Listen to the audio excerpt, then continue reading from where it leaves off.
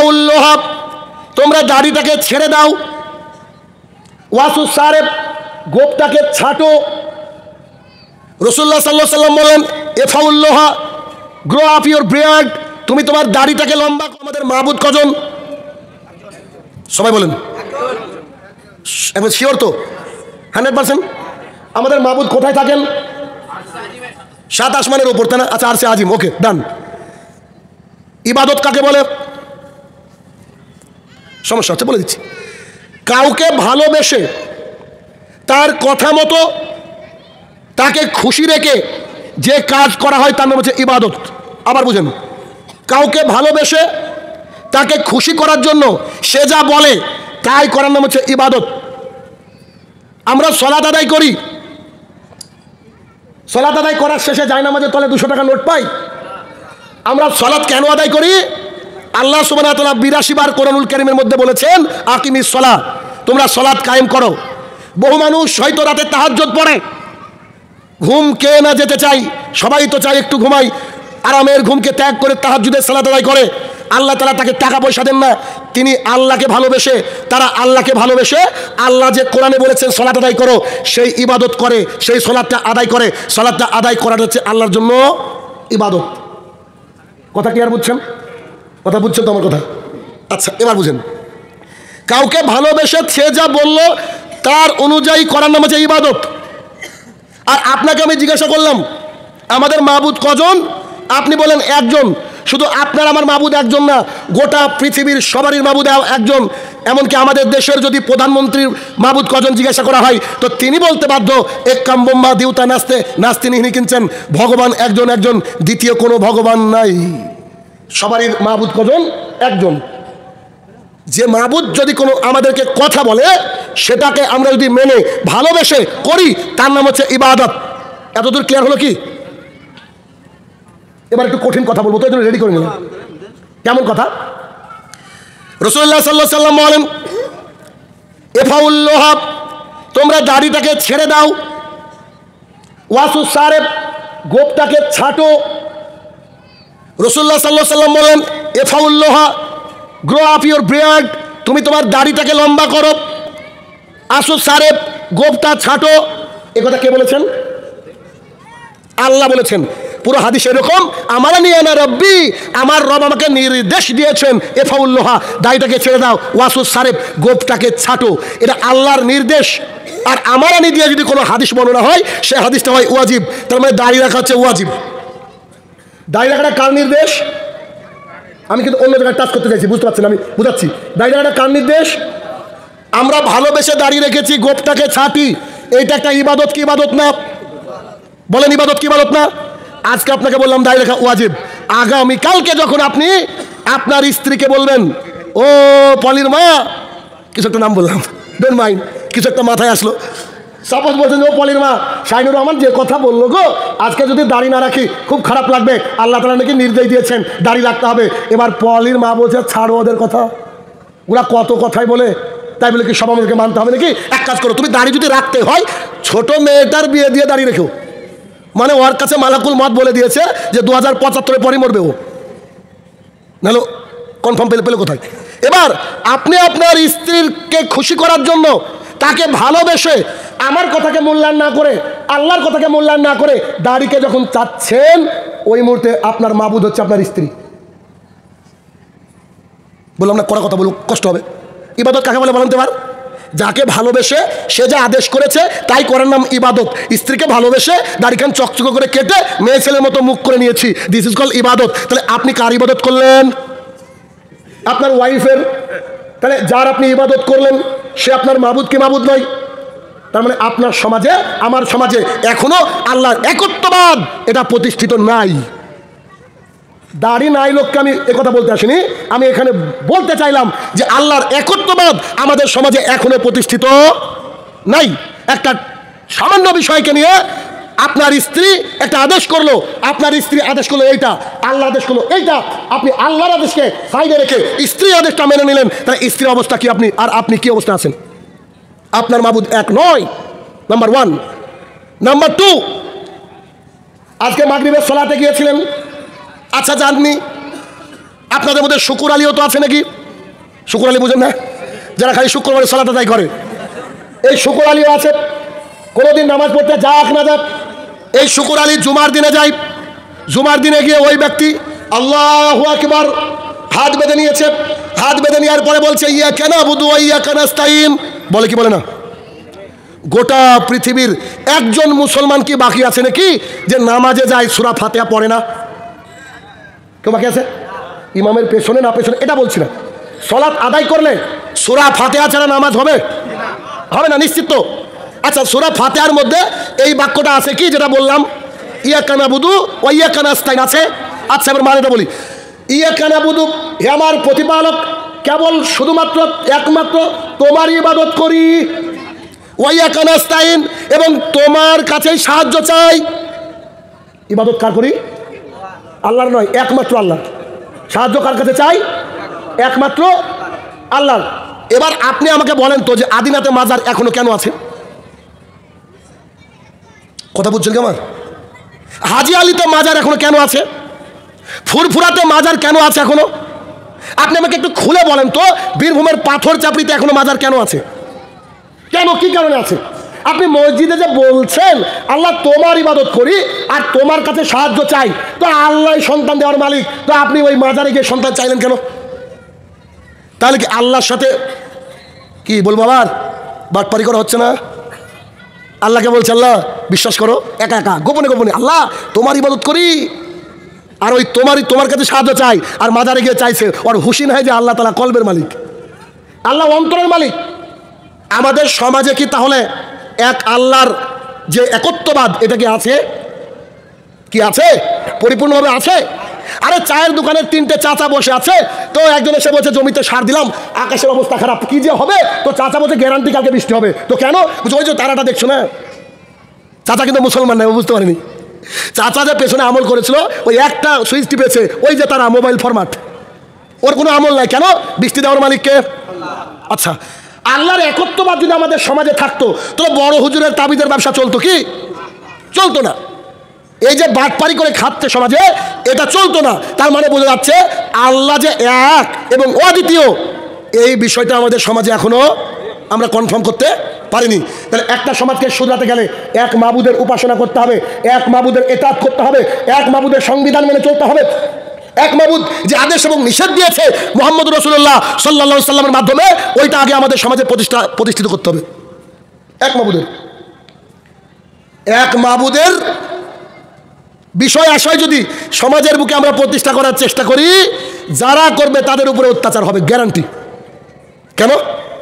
মক্কার বুকের সবচেয়ে ভালো মানুষের নাম হচ্ছে মুহাম্মদ রাসূলুল্লাহ সাল্লাল্লাহু আলাইহি সাল্লাম। তিনি তখনও সাল্লাল্লাহু আলাইহি সাল্লাম হননি, আব্দুল্লাহর বেটা। এলাকার লোক এসে তিনার কাছে আমানত রাখেন, সব কিছু রাখেন, তার মতো ভালো মানুষ এলাকায় নাই। তিনি একটা দল গঠন করেছেন হিলফুল ফুজুল, সেই দলের মাধ্যমে অসহায়দের সাহায্য করেন। কোনো আত্মীয়র সাথে কোনো তু মেয়ে কোনোদিন হয়নি, ঝামেলা হয়নি। আত্মীয়তার বন্ধন জোড়া লাগানো মানুষ, চাঁদের মতো সুন্দর দেখতে, তার এত সুন্দর ক্যারেক্টার, যে কোনো মানুষ তার কথা শুনে নাই। ওই সুন্দর সুশিক্ষিত মানুষটা সাপা পাহাড়ের উপরে উঠে বলছে, ও মক্কাবাসী, আবু জেহেল থেকে শুরু করে সবাই হাজির। আরে এত ভালো মানুষ ডাকলে যাবো না তাই ভাই?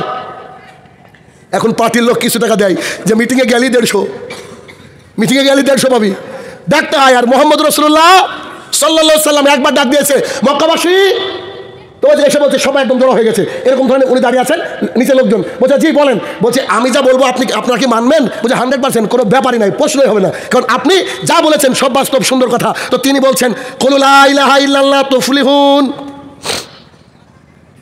আপনারা সবাই লা ইলাহা ইল্লাল্লাহ বলেন, তাহলে আপনারা বেঁচে যাবেন।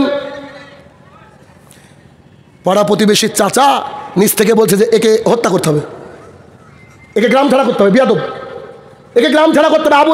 মিস্টার আবুল আহাব বলেছিলেন একে গ্রাম ছাড়া করতে হবে। একটু আগে আবুল আহাব বলেছিল কি, তুমি সত্যবাদী, তোমার মতো ভালো মানুষ নেই, কিন্তু তার গায়ে বেঁধেছে কোথায়? যখন বলেছে এক মাবুদের ইবাদত করতে হবে, এক মাবুদ। তাহলে আজকে আমরা ফুরফুরার বিরুদ্ধে কথা বলি, আদিনার বিরুদ্ধে কথা বলি, পাথর চাপড়ির বিরুদ্ধে কথা বলি, তারা আমাদেরকে গালাগালি কেন করে বুঝতে পারছেন কি? আমরা তো বলছি না আমার দাদা হুজুরের কাছে চাও, আমরা তো বলছি না যে শেষ দাদাও, কিন্তু তুমি তৈরি করে রেখেছো। এখন একটা ছেলে প্রশ্ন করছে, sir I want a girlfriend, এটা কোন টেন্স? বুঝতে পারেনি? বলছে আই ওয়ান্ট আ গার্লফ্রেন্ড, আমি একটা গার্লফ্রেন্ড চাই, এটা কোন টেন্স? তো আমি তাকে বললাম এটা হচ্ছে in the hell fire of জাহান্নাম টেন্স। বুঝলেন বিষয়টা? তো ব্যাপারটা হচ্ছে যে আমরা যখন এক আল্লাহর কথা মানুষকে বলছি তখন মানুষ রেগে যাচ্ছে কেন? কারণ এক আল্লাহর ইবাদত করা খুব কঠিন। কেমন কঠিন? বিলাল রাদিয়াল্লাহু তাআলার দিকে তাকান তো, কতই না অত্যাচার সহ্য করেছিলেন। বিলালের উপরে যে অত্যাচার হয়েছিল, ওই অত্যাচারের একটু একটু অংশ যদি আজকে আপনাদেরকে করা হয় না, একটা লোক এখানে আমরা উপস্থিত থাকবো না। তাহলে সমাজকে সুন্দর করার জন্য আগে আমাদের সংবিধানদাতাকে এটাকে ক্লিয়ার করতে হবে, কি হবে না?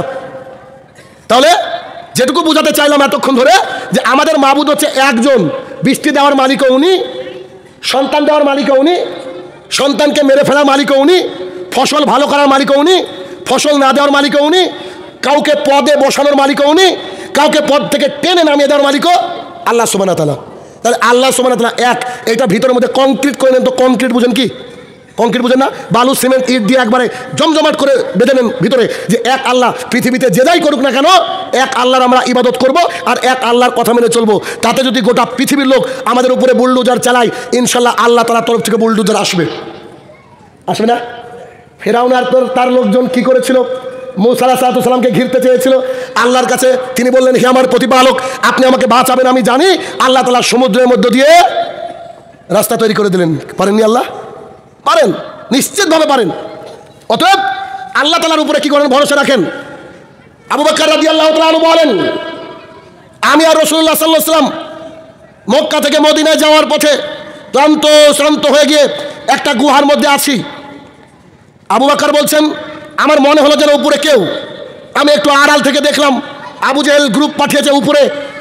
আমি ভয়ে ভীত সন্ত্রস্ত হয়ে আল্লাহ রসুলকে বললাম, আল্লাহ রসুল সাল্লাল্লাহু আলাইহি সাল্লাম, বলছিলাম আমাদের মাথার উপরে আবু জেহেলদের গ্রুপ, আমাদের মাথার উপরে আমাদের শত্রু, ওরা যদি পায়ের দিকে দেখে আমাদেরকে ধরে ফেলবে, আমাদেরকে হত্যা করবে, ইসলামের বিজয়টাকে দমিয়ে দিবে। আল্লাহ রসুল আপনার মতামত কি?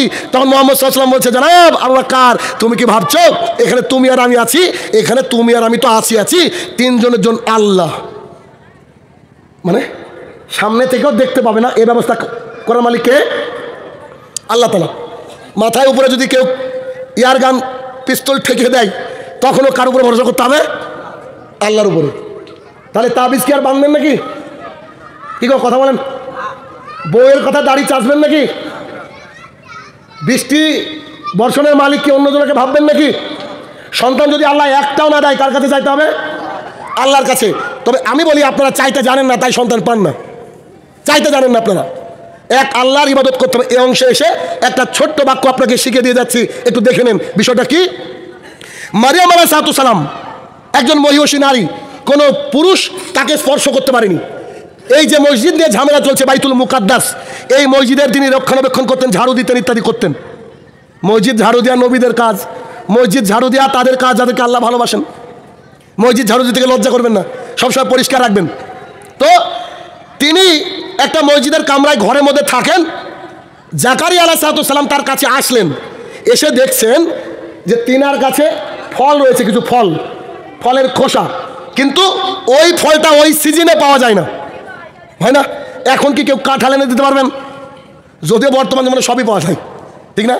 তো তিনি গিয়ে বলছে, মারিয়াম, জি বলেন। বলছি যে এই ফলগুলো তো এখনকার না, এগুলো তুমি কোথা থেকে পেলা? তো মারিয়াম বলছে, আল্লাহর কাছে পেলাম, আল্লাহর তরফ থেকে এসেছে। কোত্থেকে এসেছে? জাকারিয়া আলাইহিস সালাম একজন নবী, জানেন কি? তিনি একজন নবী। চট করে বলছে, মারিয়াম তুমি বসো, আমি পেয়ে গেছি রাস্তা। কেন ওইভাবে আমরা খুশি হতে পারি না? আজ খুশির জায়গাটা দেখেন। তিনি সঙ্গে সঙ্গে 2 রাকাত সালাত আদায় করে আল্লাহকে বলছেন, হে আমার প্রতিপালক, মাথার চুল একটাও কালো নাই, সব পেকে গিয়েছে, হাড় গোড় একেবারে দুর্বল, আমি বার্ধক্যের শেষ প্রান্তে পৌঁছে গিয়েছি। বার্ধক্য মানে তো এমনি বুড়ো, আর বুড়োর আবার শেষ প্রান্ত, মানে সালামের খুদা হাফেজ, বুঝলেন কথা? একেবারে শেষ প্রান্তে পৌঁছে গেছি। আর আমার প্রতিপালক, আপনি একটু শোনেন, কবিরাজ বলেছে, ডাক্তার বলেছে আমার বোর বাচ্চা হবে না, মানে বাঁধা বন্ধা। এই বাক্য, 4টে বাক্য বলার পরে বলছে, আল্লাহ সন্তান দেন না। কথা বলে বোঝাতে পারছি না, ইসলামপুরবাসীকে বোঝাতে পারছি না। উনি আল্লাহকে কি বলে দোয়া করছে বলেন তো? এক, আমি বার্ধক্যের শেষ প্রান্তে পৌঁছে গিয়েছি, আমার মাথার চুল একটাও কালো নাই। ইয়াং নাকি? বুড়ো শেষ প্রান্তে পৌঁছে গেছে। হাড়গোড় দুর্বল, বাচ্চা জন্ম দেওয়ার ক্ষমতা আমার নাই, আর আমার স্ত্রী বন্ধা মাঝা, বাচ্চা হবে না। কিন্তু মারিয়ামকে ফল দিয়েছেন দেখে আমার মনে শখ জাগলো, আপনার কাছে চাইলে আপনি দেন, আমাকে একটা সন্তান দেন না। আল্লাহ তাআলা বলছে, ও জাকারিয়া, আমি তোমাকে একটা সন্তানের সুসংবাদ দিচ্ছি, এবং আমি আল্লাহ তাআলা নিজে সেই সন্তানের নাম রাখছি। সেই সন্তানের নাম হচ্ছে ইয়াহিয়া। আর এই নামের পৃথিবীতে আমি আল্লাহ তাআলা কাউকে পাঠাইনি। সুবহানাল্লাহ বাড়ি থেকে বলবেন। আশ্চর্য লাগছে না? বউ বাঁঝা, নিজের কোনো ক্ষমতা নেই, আমার এক পা কবরে, আমি আল্লাহর কাছে চাইতে আল্লাহ কি বলছে? খালি সন্তান দিব না তোকে, সুসন্তান দিব, নামটা আমি আল্লাহ নিজে রাখছি। এই কথা বলার পর জাকারিয়া আলাইহিস সালাম আল্লাহকে আবার বলছে, আল্লাহ কি করে সন্তান হবে, আমার বউই তো বাঁঝা। উনি আবার ঘুরে বলছেন, দেখেন মানুষ না আদম সন্তান, যতই নবী আদম সন্তান মানে বিশ্বাস তো আছে, কিন্তু কেমন যেন লাগে। স্ত্রী ডাক্তার বলছে বাচ্চা হবে না, আল্লাহ বলছে হবে। তা আল্লাহকে বলছে, আল্লাহ কি করে দিবা, আমার তো কোনো কায়দাই নাই, সন্তান তো হবে না। আল্লাহ বলছে, তোমাকে যেমন করে তৈরি করেছি তুমি কিছুই ছিলে না, আমি আল্লাহকে দিতে পারি না। জাকারিয়া আলাইহিস সালাম বলছে, জি জি আপনি সব পারেন। এই সন্তান কি দুনিয়াতে এসেছিল? সন্তান আসেনি। আপনার সন্তান না থাকলে আপনি যদি আল্লাহর কাছে একনিষ্ঠভাবে চাইতে পারেন, আল্লাহ দিবে না? দিবে না? তাহলে আমাদের বিধানদাতাকে বলেন আল্লাহ সুবহানাহু ওয়া তাআলা।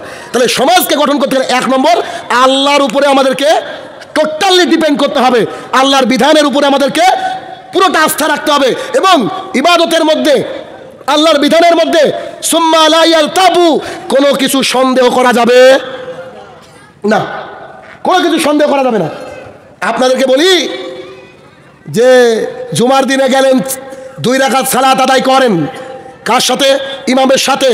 আপনার বাদলাল জুমা কাবলাল জুমা চলবে না। কেন?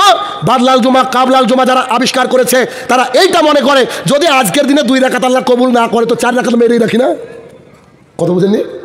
যদি আল্লাহ 2 রাকাত, প্রতিদিন তো 4 রাকাত পড়ি কিনা, জোহর পড়ি না? কথা বলেন না ভাই, 4 রাকাত পড়ি, তো জুমার দিনে গিয়ে বলছে যে আজকে 2 রাকাত পড়ছি, হয়তো কবুল নাও হতে পারে, তো 4 রাকাত মেরে রাখি, আগে 4 পরে 4। এটা কি সন্দেহ নয়?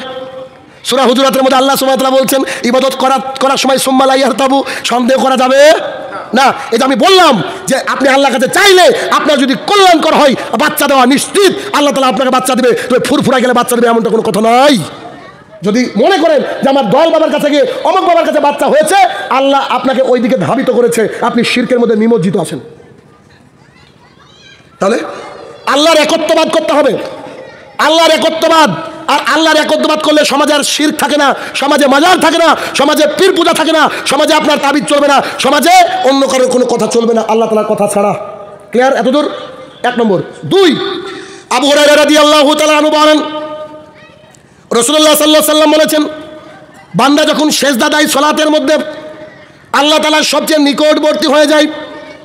বান্দা যখন সেজদা দেয় আল্লাহ তাআলার সবচেয়ে নিকটবর্তী হয়ে যায়।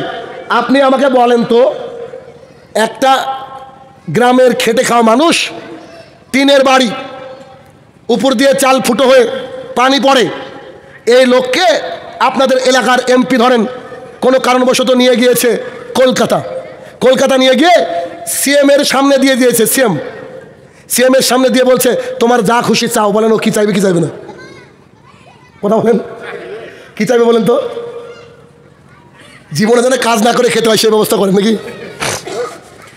কিছু যদি চান আর না চান, অন্তত পক্ষে একটা বাড়ি চাইবেন না? চাইবেন তো নাকি? আবু হুরায়রা রাদিয়াল্লাহু তাআলা আনহু বলেন, রাসূলুল্লাহ সাল্লাল্লাহু আলাইহি ওয়াসাল্লাম বলেছেন, বান্দা যখন সেজদা করে আল্লাহর সবচেয়ে নিকটবর্তী হয়ে যায়, আল্লাহর সবচেয়ে নিকটবর্তী হয়ে যায়, আল্লাহর সবচেয়ে নিকটবর্তী হয়ে যায়। আল্লাহর কাছে চাইলে কি আল্লাহ দিবে না? সিএম বানিয়েছেন কে? বলেন। আল্লাহ। পিএম বানিয়েছেন কে? গোটা পৃথিবী বানিয়েছেন কে? সিএমের তো ক্ষমতার লিমিটেশন আছে, প্রধানমন্ত্রীর ক্ষমতার লিমিটেশন আছে, আল্লাহর কি ক্ষমতার কোনো লিমিটেশন আছে নাকি? তাহলে সবচেয়ে বান্দা যখন আল্লাহর করিব হয়ে যায়, নিকটস্থ হয়ে যায়, আল্লাহর কাছে যা চাইবে আল্লাহ কি দিবে না? যদি কল্যাণকর হয় দিবে না। তবে আপনি ভাবতে পারেন এত চাই আল্লাহ দেয় না কেন? বাবা তুমি তো কেটিএম চেয়েছো, আল্লাহ জানে যে কেটিএম নিলে ও এই আহিরন ব্রিজ পার হতে পারবে না, ওখানে ওর জানাজা হবে, আল্লাহ ভালো জানে, ঠিক না? এই জন্য আল্লাহ তাআলা দেয়নি। যা কল্যাণকর নিশ্চিতভাবে আল্লাহ তাআলা আমাদেরকে সেই বিষয়, সেই বস্তু দান করবেন। এবার আপনাকে 2 নম্বর যেটা বলতে চাইছিলাম, যে একটা সমাজকে সুন্দর করার জন্য আল্লাহর নিকটবর্তী হয়ে দোয়া করতে হবে, ঠিক না? ঠিক তো? আধার কার্ডে একটু নামটা গড়বড়, খাদ্য সুরক্ষা কার্ডে নামটা গড়বড়। খাদ্য সুরক্ষা কার্ড ঠিক করতে কোথায় যাবেন? স্কুলে? কোথায় যাবেন গো? স্কুলে যাবেন? ও তাহলে বোধহয় ওই কি বলবো, মানে বিশ্ববিদ্যালয়ে যাবেন। কোথায় যেতে হয়? বিডিও অফিস, তাই না? পঞ্চায়েতে গেলে কোনো কোনো সময় কাজ হয়, যাও ফুড সাপ্লাই অফিসে যাবেন, সোজা কথা। এখন এই ফুড সাপ্লাই অফিস বা বিডিও যাই বলেন না কেন, ওইখানে গিয়ে ঠিক করবেন তো নাকি? আপনার আমার এই শরীর নামক আধার কার্ডে যে জায়গায় জায়গায় একটু সমস্যা আছে, এই আধার কার্ডের জন্য অ্যাপ্লাই করতে হবে আল্লাহর কাছে। আর আল্লাহর কাছে যাওয়ার জন্য সবচেয়ে শর্টকাট রাস্তা, সালাতের মধ্যে চলে যেতে পারবেন, কিন্তু বিডিও অফিসে পৌঁছতে সময় লাগবে, নেতা ধরতে হবে, আবার তারা ঘুরাবে। আল্লাহ কি ঘুরাবে নাকি? ঘুরাবে না। তাহলে শর্ত কি? সালাত আদায় করো, সেজদা দাও, আল্লাহর নিকটবর্তী হয়ে যাও, যা চাওয়ার আল্লাহর কাছে চাও। আমাদের সমাজে কি সালাত প্রতিষ্ঠিত আছে? সালাত কি প্রতিষ্ঠিত আছে? হাই আলাস সালাত, মসজিদে যখন আজান হয়ে যায়, এই কথা ঠিক তো? একটু কথা বলতে হবে, ঠিক? মাশাআল্লাহ। তো একমাত্র উদ্দেশ্য হচ্ছে কোরআন এবং সুন্নাহ শুনবো এবং নিজের জীবনটাকে সাজাবো। আমি যখন পড়ানোর সময় যখন আমি বোর্ডের উপরে কোনো একটা সাবজেক্ট লিখি, তখন আমি আমার স্টুডেন্টদেরকে, ছাত্রছাত্রীকে জিজ্ঞাসা করি যে এটার মানে কি। শুরুতে যেটা লিখলাম আমি হেডিং, এর অর্থ কি। প্রথমে তাদের কাছ থেকে আমি জেনে নেওয়ার চেষ্টা করি যে আসলে কি তারা এটার অর্থ বুঝে। যদি তারা বোঝে তো আলহামদুলিল্লাহ, নাহলে আমি ওখানে প্রাঞ্জল ভাষায় লিখে দেওয়ার চেষ্টা করি। একটা বাস্তব নমুনা দিব, আমার প্রত্যেকটা কথাকে একটু মূল্যায়ন করবেন। ধরেন আমি যাদেরকে টেটের ব্যাচ পড়াচ্ছি, সামনে 10 তারিখ যারা পরীক্ষা দেবে, আমি বোর্ডের উপরে লিখলাম টেন্স, TENSE। বলেন তো টেন্সের বাংলা কি? বলছে কাল। সবাই জানেন তো টেন্সের বাংলা কাল, রাইট? নিঃসন্দেহে টেন্সের বাংলা কাল। এর পরের বাক্য যেটা বলবো তার সাথে আপনি একমত হবেন, কয়াকার ল কাল। এটা সারা জীবনেও যার যতটুকু বয়স হলো, 70, 80, 90 বা আপডেটেড ছেলেমেয়ে যারা আছেন, এই কাল শব্দটা কখনো কোনোদিন আপনার নিজের জীবনে কোনোদিন ব্যবহার করেছেন? কেউ করেছেন? স্ট্যাম্প পেপার লিখে নিয়ে আসেন, আমি বলবো আপনি করেননি। আপনার ব্যবহারিক জীবনে, আমি বলেছি, কথা বোঝেননি, ব্যবহারিক জীবনে আপনি কাল শব্দটা কোথাও ব্যবহার করেননি। ঠিক যেমন করে আপনি বাড়িতে গিয়ে আপনার মাকে বলেন না যে আম্মা দ্বারটা খুলিয়া দাও। কি বলেন? দরজাটা খুলে দাও। দরজার আরো একটা বাংলা কি? দ্বার। এটা হচ্ছে বইয়ের ভাষা, তাই না? কিন্তু আমরা কি কখনো কোনোদিন দ্বার শব্দটা এমনি বাস্তবিক জীবনে ব্যবহার করি? একটু কথা বলেন না, করি না। তাহলে মাস্টারমশাই আমাদেরকে কেন শিখাবে ওইটা? আমাদেরকে বলতে পারে যে দরজা বলবা, তার সমার্থক শব্দ হচ্ছে দ্বার, এটা ঠিক আছে। কিন্তু যেই টেন্স বললাম, আপনারা এক বাক্যে সবাই বললেন কাল, অথচ কাল আপনি কোনো দিন ব্যবহার করেননি, তাহলে আপনার মাথার মধ্যে ওই জন্য টেন্স থাকে না। কথা বলছেন আমার? অ্যাকচুয়ালি টেন্সের বাংলা হচ্ছে সময়, দন্তি সময় উন্তুষ্ট। আচ্ছা, সময় যখন আমি আপনাকে বললাম, এখন বুঝতে অসুবিধা হচ্ছে? অসুবিধা হচ্ছে? সময় আপনি কিন্তু বুঝেন। কেমন বুঝেন? শাইনুর রহমান আজকে বক্তৃতা দিচ্ছে, গতকালকে এলাকা দিয়ে প্রচার গিয়েছে, আগামীকালকে আসছেন শাইনুর রহমান ইত্যাদি ইত্যাদি বক্তা। আগামীকালকে চায়ের দোকানে আপনি আমাকে নিয়ে আবার সমালোচনা করবেন তো? এটাই তো ব্যাপার। তাহলে আমি আজকে কথা বলছি, এটাকে বলা প্রেজেন্ট টেন্স। প্রেজেন্ট টেন্স মানে বর্তমান কাল। গতকালকে যে প্রচার করেছেন ওইটা হচ্ছে পাস্ট টেন্স, অতীতকাল। আর আগামীকালকে যে সমালোচনা করে আপনার নাকি আমাকে দিবেন, ওইটা হচ্ছে ফিউচার টেন্স, মানে ভবিষ্যৎকাল। কথা কি বুঝতে পারলেন আমার? এখন দেখেন কিয়ামত পর্যন্ত আপনি ভুলবেন না ইনশাআল্লাহ। তা আমি একজন মাস্টার মানুষ, তো স্কুলে মাস্টারি করি না, টিউশনই করি। তো আমি মনে করি যে আমার ছাত্রদেরকে কি করলে একেবারে ক্লিয়ার বুঝতে পারবে, সেই বিষয়টাকে আমি দেওয়ার চেষ্টা করি। আর ছাত্রদেরও এমন হওয়া উচিত যে স্যার কি বলছে, কোনো শব্দ যদি না বুঝতে পারে তাহলে ওই শব্দটা ছাত্রদের জিজ্ঞাসা করা উচিত। কি বলেন আপনারা? কথা বলেন। এবার এতগুলা কথা আমি কেন শুরুতে বললাম, এই জায়গায় আসেন। পৃথিবীর যত সহিহ হাদিসের বক্তা আছে, রাসূলুল্লাহ সাল্লাল্লাহু আলাইহি ওয়াসাল্লাম থেকে শুরু করে এখন পর্যন্ত যত বক্তা, যত আলেম আল্লাহর জমিনে চলে, যারা স্টেজে উঠে বক্তৃতা দেয়, বিয়ের আসরে বক্তৃতা দেয়, জুমার খুতবায় বক্তৃতা দেয়, মাসিক হালাকায় বক্তৃতা দেয়, যারা হকপন্থী আলেম, ওই হকপন্থী আলেমদের অন্যতম বৈশিষ্ট্য, তারা বক্তৃতায় সালাম দেওয়ার পরে হয়তো কোরআনের একটা আয়াত পড়লো, তারপর একটা কমন হাদিস পড়ে। সেই হাদিসটা আমিও পড়েছি, বলেছি কি, আন আবি হুরায়রা রাদিয়াল্লাহু তাআলা আনহু ক্বাল ক্বালা রাসূলুল্লাহি সাল্লাল্লাহু আলাইহি ওয়াসাল্লাম। আচ্ছা, মানেটা পরে বলি। কুল্লু উম্মতি ইয়াদখুলুনাল জান্নাহ ইল্লা মান আবা কিলা ইয়া রাসূলুল্লাহ মান আবা ক্বালা মান আতানি দাখালাল জান্নাহ ওয়া মান আসানি ফাকাদ আবা। আপনার আমার আজকে ছাত্র কিছুক্ষণের জন্য, আমার বাবার বয়সের লোক আছেন, ঠিক আছেন, দাদার বয়সের লোক আছেন, তাও ঠিক আছে। আজকের দিনে আপনার আমার ছাত্র। আমি আপনাদেরকে বলতে চাইছি, সবচেয়ে ভালো ছাত্রের অন্যতম বৈশিষ্ট্য হলো যে বুঝতে না পারবে ওটা স্যারকে জিজ্ঞাসা করা, ঠিক না? কিন্তু আজকে যতজন বান্দা এখানে উপস্থিত রয়েছেন, আল্লাহ তাআলার গোলাম, আল্লাহ তাআলা বান্দা উপস্থিত রয়েছেন, প্রত্যেকটা আলেম এসে যে এই হাদিসটা পড়ে, একবারও কি জানার ইচ্ছা হয় না যে হাদিসটার অর্থ কি? কথা কি বোঝা যাচ্ছে? প্রত্যেকটা আলেম এসে এই একটা হাদিস কমন পড়ে, ব্যাপার কি? আসসালামু আলাইকুম ওয়া রাহমাতুল্লাহ, এটার মানে আপনি জানেন, তাই আলেমকে জিজ্ঞাসা করেন না। কিন্তু এই যে হাদিস আমি বললাম, আমার আগে সৈবুর ভাই ছিলেন, এই হাদিস পাঠ করেছে কি করেনি? আমি তখন ছিলাম, আমি গ্যারান্টি বলছি পাঠ করবেন, কারণ সহি আলেমদের বৈশিষ্ট্য এটা যদি বিয়ের খুতবা তো দেয়, তাও পাঠ করবে এই হাদিস। এরপরে যে আসবেন তিনিও পাঠ করবেন, আমি আশাবাদী। কিন্তু আপনাদের মনে কেন প্রশ্ন জাগলো না যে এই হাদিসটা শুনে শুনে এমনি এমনি মুখস্থ হয়ে গেল, কিন্তু ব্যাপারটা কি, হাদিসের অর্থটা কি? যদি আপনারা এই হাদিসের অর্থটাকে তালাশ করতেন, বুঝতে শিখতেন, আল্লাহি আপনার জীবন পরিবর্তন হয়ে যেত। কিন্তু আমরা কি করি জানেন তো? আমরা হচ্ছে সিগারেটের গায়ে লেখা রয়েছে টোবাকো কজেস ক্যান্সার। টোবাকো মানে সিগারেট খেলে মরবি, সিগারেট খেলে তোর ক্যান্সার হবে। তো এক বন্ধু বলছে যে উল্টো করে খুলছি সিগারেটের প্যাকেট, কেন? বলছে সামনে একটা খতরনাক ছবি দেওয়া আছে, দেখলে ভয় লাগে। ও খেলে ওটা হবে, ওর হিসাব নাই, কিন্তু উল্টো করে খুলছে, অথচ লেখা আছে এই তামাক সেবনের কারণে কি হয়, মানুষের ক্যান্সার হয়। মানে টাকা দিয়ে ক্যান্সার নেওয়ার চেষ্টা করছে। তাহলে বিষয় হলো যে আপনি যেটুকু শুনবেন, যেখান থেকে হোক না কেন, স্কুলে হোক, বিশ্ববিদ্যালয় হোক, আপনি পৃথিবীর যেখান থেকে যা শুনুন না কেন, তাকে তার অর্থ জিজ্ঞাসা করবেন, তবে আপনার ভিতরে কনসেপ্টটা ক্লিয়ার হবে। আচ্ছা, ওই হাদিসটা বারবার করে পড়া হয়, সব আলেম পড়ে, এর অর্থ, ওই হাদিসটার অর্থ জানলে প্রায় পুরো বক্তৃতাটা আপনি জেনে যাবেন। আজকে আপনাকে অর্থ বলছি, ইতিপূর্বে হয়তো আমি অর্থ বলেছি, জানি না কারা কারা ফলো করেন, কারা কারা শুনেন, কারণ তো এখন তো আপনারা সব ভাইরালের পিছনে, সব ভাইরালের পিছনে, মানুষের নীতি নৈতিকতা নাই। আজকে যে বক্তৃতা শুনলাম, প্যান্ডেলের তলে বসে বলছে ছি ছি ছি ছি, শাহিনুর রহমান এটা বললো, আরে আমার মধ্যে এই গুণটা আছে, খারাপ দোষটা আছে, আমি আজকে থেকে করবো না, আস্তাগফিরুল্লাহ, এটা আমি করে নিয়েছি, কি যে ভুল করলাম। এইটা যদি আপনার মনের মধ্যে হয়, তাহলে মানুষের যে পাস ওটা আছে, আর নাহলে ওটা আস্তে আস্তে ডিলিট হচ্ছে।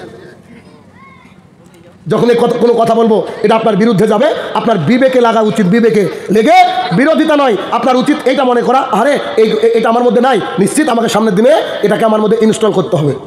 কথা বুঝে আসছে আমার? আমি একবার খুললা বোঝাতে পছন্দ করি, ভালো করে বুঝবেন। আবু হুরায়রা রাদিয়াল্লাহু তাআলা আনহু বলেন, রাসূলুল্লাহ সাল্লাল্লাহু আলাইহি ওয়াসাল্লাম বলেছেন, পৃথিবীর শ্রেষ্ঠ মানুষ, নবীদের সর্দার, আল্লাহ যাকে সবচেয়ে বেশি ভালোবেসেছেন, যিনি সারা পৃথিবীর রহমত, যিনার পরে আর কোনো নবী রাসূল আসবে না, যিনি সবচেয়ে শিক্ষিত মানুষ, যিনি সবচেয়ে আল্লাহ তাআলার প্রিয় মানুষ, যিনি জান্নাতের গেটে প্রথম টোকা দিবেন, যিনার মুখের একটু লালার কারণে জাবের রাদিয়াল্লাহু তাআলা আনহুর বাড়ির 1 থেকে 150 আটার রুটি শত শত সাহাবী খেয়েও ফুরায় না, যিনার একবার একটু দোয়ার কারণে সামান্য একটু জব, সামান্য কয়েক টুকরো রুটি দোয়া করে দেওয়ার পর, চাদরের উপরে ওমর রাদিয়াল্লাহু আনহু বর্ণনা করছেন, দোয়া করে দেওয়ার পর পরিস্থিতি এমন হয়ে যায় যে সমস্ত সাহাবীরা খাবার খাওয়ার পরেও, নিজের এর মধ্যে মানে পাত্রের মধ্যে পরিপূর্ণ করার পরেও যে খাবার উপচে পড়ে যায়, সামান্য 1 কাপ দুধ 70 জন আইলে সুফাকে খাওয়ার পরেও আবু হুরায়রাকে পেট ভরিয়ে খাওয়ায় যিনি, সেই মানবতার নবী মুহাম্মদুর রাসূলুল্লাহ সাল্লাল্লাহু আলাইহি সাল্লাম যে বাক্যগুলো বলেন, সেই বাক্যগুলোর মধ্যে এটা একটা বাক্য। আর হাদিসটা যিনি বর্ণনা করছেন, তিনি হচ্ছেন ওই ব্যক্তি, যে ব্যক্তি দিন রাত না খেয়ে মসজিদুল নববীতে পড়ে থেকেছেন, দিন রাত মুহাম্মদ সাল্লাল্লাহু আলাইহি ওয়াসাল্লামের পিছনে ছুটে বেরিয়েছেন, সবচেয়ে বেশি হাদিস বর্ণনা করেছেন, তিনি নাম হচ্ছে আবু হুরায়রা রাদিয়াল্লাহু তাআলা আনহু। তিনি বলেন, রাসূলুল্লাহ সাল্লাল্লাহু আলাইহি ওয়াসাল্লাম বলেছেন, কুল্লু উম্মতি ইয়াদখুলুনাল জান্নাহ, পৃথিবীর প্রত্যেকটা উম্মত, পৃথিবীর প্রত্যেকটা মানুষ জান্নাতে যাবে। মানে পৃথিবীতে যত মানুষ আছে সবাই কোথায় যাবে? বলেন জান্নাতে যাবে। বাক্যটা যদি এখানে প্যাকেট করে দিত আল্লাহ রসুল, তো জলসা করতে আসা দরকার ছিল না। কুল্লু উম্মতি ইয়াদখুলুনাল জান্নাহ, পৃথিবীর প্রত্যেকটা উম্মত জান্নাতে যাবে। এরপরে রাসূল সাল্লাল্লাহু আলাইহি ওয়াসাল্লাম বলছেন, তবে তারা নয় যারা হচ্ছে আবা। What is the definition of আবা? কিন্তু তারা নয় যারা আবা। সাহাবাই কেরাম বললেন, ইয়া রাসূলুল্লাহ সাল্লাল্লাহু আলাইহি সাল্লাম, we don't understand the meaning of আবা, ক্যান ইউ টেল মি? আপনারা কি বলতে পারেন, আপনি কি বলতে পারেন আবা মানে কি? আপনি একটু আগে বললেন যে পৃথিবীর সবাই জান্নাতি, এখন আবার বলছেন যারা আবা তারা জান্নাতে যাবে না, তো আবা কারা একটু বলেন না? রাসূলুল্লাহ সাল্লাল্লাহু আলাইহি ওয়াসাল্লাম বলছেন, যে ব্যক্তি আল্লাহ এবং আল্লাহ রসুলকে মেনে নিয়েছে এ ব্যক্তি জান্নাতি, আর যে ব্যক্তি আল্লাহ এবং আল্লাহ রসুলকে মানেনি ওই ব্যক্তি হচ্ছে আবা। কথা বোঝা গেল? কথা কি বুঝতে পারছেন আমার? একেবারে ক্লিয়ার বুঝতে হবে। আবার বলি, আবি হুরায়রা রাদিয়াল্লাহু তাআলা আনহু ক্বালা রাসূলুল্লাহ সাল্লাল্লাহু আলাইহি ওয়াসাল্লাম, কুল্লু উম্মতি ইয়াদখুলুনাল জান্নাহ ইল্লা মান আবা, পৃথিবীর প্রত্যেকটা উম্মত জান্নাতে যাবে শুধুমাত্র আবা যারা তারা নয়। কিলা, তারা প্রশ্ন করলেন, ইয়া রাসূলুল্লাহ, হে আল্লাহর নবী, মান আবা, আবা কারা? মান আতানি, যারা আমাকে মেনে নিল, আমি তাকে, হুইজ দ্য সাবজেক্ট হিয়ার?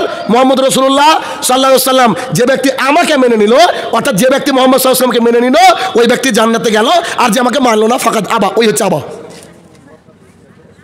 তার মানে যে ব্যক্তি আল্লাহ রসুলকে মেনে নিয়েছে, আমি আল্লাহ রসুল কেন বললাম? কারণ আল্লাহ রসুল যে বাক্যগুলো বলেছেন, আল্লাহ যা বলেছেন রাসূল সাল্লাল্লাহু আলাইহি ওয়াসাল্লাম আল্লাহর কাছ থেকে নিয়ে বলেছেন।